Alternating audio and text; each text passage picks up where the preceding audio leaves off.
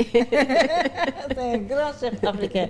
Alors, raison. 2012, alternance, un président né après les indépendances, décomplexé, qui n'a pas vécu la colonisation, c'est comme ça qu'on caractérisait Macky, un enfant de la République, un homme à qui la République a tout donné, issu d'une famille défavorisée, modeste, mu accéder au pouvoir. Le rêve pour des millions de Sénégalais yoo xam ne tamit ils se voient en Macky Sall. En fait, la chance que Macky Sall avait, c'est-à-dire son histoire se confond avec l'histoire de la plupart des Sénégalais, de 4 Sénégalais sur 5, de son Fatick natal, Foundiougne, Dakar, Université Cheikh Anta Diop de Dakar, voilà, il revient, il est président de la République. Amoon nga ci espoir, xalaatoon nga ne mbir mi dina demee neneen, seen xaw ngeen méngoo génération tuuti, xalaatoon nga ne peut-être que di nga gën a mën a moom nga gën a mën a composer ou bien. man xam nga dama xam président Macky Sall avant même muy nekk président de la République. bi muy nekk ci ak Ablaye Wade. voilà man dama ko xam bi muy nekkee président Abdoulaye Wade, bi mu nekkee premier ministre dama ko xam, bi mu nekkee président de l'Assemblée nationale dama ko xam, et bi mu nekkee premier ministre xam naa ko, liggéey nañu lu bëri. Président Wade aussi am na moment boo xam ni moom moo ma ko présenté ni ko c'est ma fille quand j'ai été reçue parfois par le président et tout, ni ko c'est ma fille. Et puis président Macky Sall aussi vraiment adopté ma, jox ma cër bi, parce que damay toog léeg-léeg ay activité bu ñu koy def mu woote ni way appelé Coumba Gawlo. Je me rappelle bi ñuy def le sommet, parce que chaque année Nations Unies dafay def le sommet des femmes au mois de mars, la rencontre des Nations Unies pour les femmes au mois de mars à New York. Et puis il y a une année boo xamante ni nii dañu ma, excuse-moi quand le, voilà la voix fesse quand c'est très fort. Donc ñu woo ma, ñu tànn ma ni naa ñëw pour dem New York. C'était je pense ay 2002 ou quelque chose comme ça. Ma ni oui c'est bien mais damay dem New York pour def lan. ñu ni ma non parce que dañuy yóbbu ay sénégalaises ñu bëggoon nga ñëw dem aussi New York et tout ça. J'ai dit oui mais je veux bien, mais je veux savoir je vais aller faire quoi c'est quoi le cahier de charge en fait, la feuille, c'est quoi ma feuille de route, je vais à New York pour faire quoi. Ça a étonné les gens autour parce qu'ils se disent mais c'est la première fois. Il était président de l'Assemblée ou premier ministre? Il était premier ministre. Premier ministre. dafa étonné woon ñi ma bëggoon a yóbbu parce que c'était le ministère de la femme et tout ça.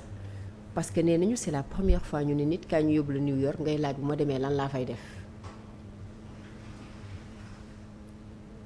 Après j'ai dit non, moi je vais pas y aller parce que je vais pas pour regarder les murs de New York ou quoi. Je veux savoir je vais à New York pour faire quoi. Après ils ont insisté oui parce que yow xam nga yaay waykatu Sénégal bi gën a siiw, fekk boobu man maa ngi soog a jóge Europe 98 samay disque d'or, j'ai fait le tour du monde, dem naa ba Nouméa ak nu Nouméa sore dem fu nekk. Gonflé à bloc quoi, non, par le pas succès. forcément, non pas forcément gonflé à bloc, mais avec de l'expérience.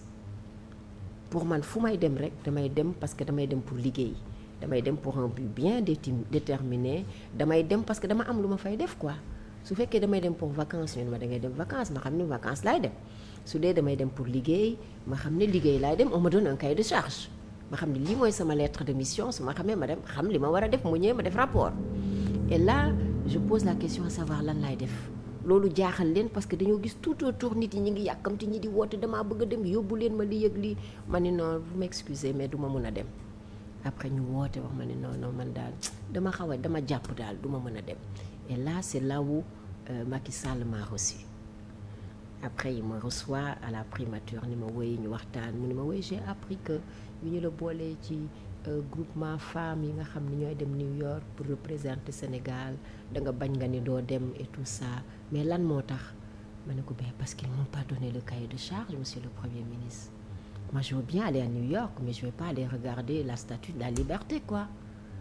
Moi je vais à New York pour travailler, si c'est pour travailler dañ may jox cahier de charge pour me dire boo demee di nga def lii sa durée de séjour lii la hôtel bi ngay dëkk boo xëyee 8 heures du matin di nga dem fii, bref une lettre de mission que je sache qu'est-ce que je vais faire, comme ça ma xam ne lii lay defi.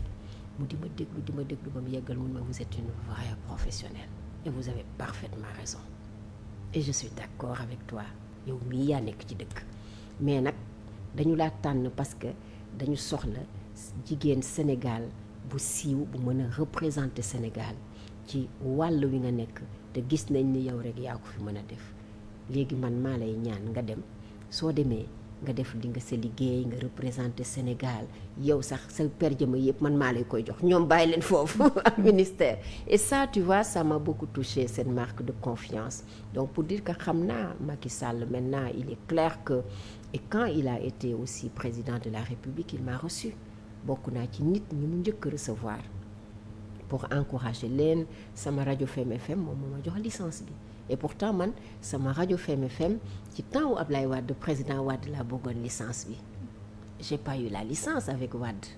Macky moo ma jox licence bi ak ni ma demee ak président Wade, pas parce que daf ko refuser, mais xëy na yàlla dogalu ko woon, voilà, pas forcément, xëy na dafa jotul woon wala xëy na puusuma woon forcément, mais le président Macky Sall dañu toog rek ñu wax, ma wax ko sama idée, wax ko li tax ma bëgg a créer Fem FM, lu tax ma bëgg a créer Go Média, pourquoi je veux m'investir dans ce domaine-là. Automatiquement il m'a dit mais je te donne la licence sans réfléchir, parce que yow yaay def li nga xam ni moom lay wut, ndax yaay nekk ci aada cosaan ak jigéen ñi, te loolu dafa nekk loo xam ne dafa am intérêt ci sama politique. Il m'a donné la licence. Donc yooyu nekk na yoo xamante ni nii garder naa ko ci président Macky Sall. Mais changement comme tu dis, est-ce que aspiré woon nga benn changement bi avec lui comme des millions de Sénégalais? Vous savez, dans un régime day am ay bons côtés am ay mauvais côtés, Maïmouna. C'est toujours, tout ne peut pas être parfait dans un régime. Mais pourquoi vers la fin on a eu la perception ou l'impression que yow ak le régime de Macky Sall ça ne connectait plus? Non, si tu dis ça ne connecte plus, c'est comme si ça connectait. Oui, mais ça a connecté yéen ñaar au début. On a toujours eu, depuis toujours Maïmouna, le président Macky Sall et moi, on a toujours eu des relations cordiales, des relations de respect, des relations d'une ambassadrice de son pays et de son chef d'État. Musuñu am leneen lu dul relation boobu. Mosuloo subir marginalisation parce que si régime Macky Sall il y avait aussi des artistes loolu seen choix la, loolu seen choix la.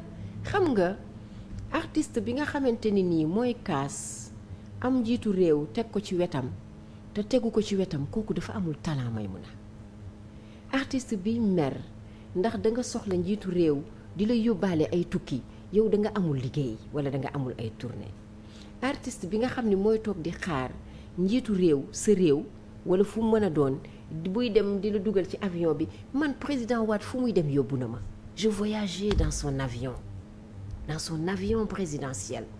Le président Wade m'a même amené pour me soigner parce que une fois j'étais malade, j'avais la conjonctivite, dama wànneen ba sama bët yi am infection. ñu woo ma ni ma président nee na nga ñëw gunge ko, man leen nee leen mënuma ko de, man damaa feebar.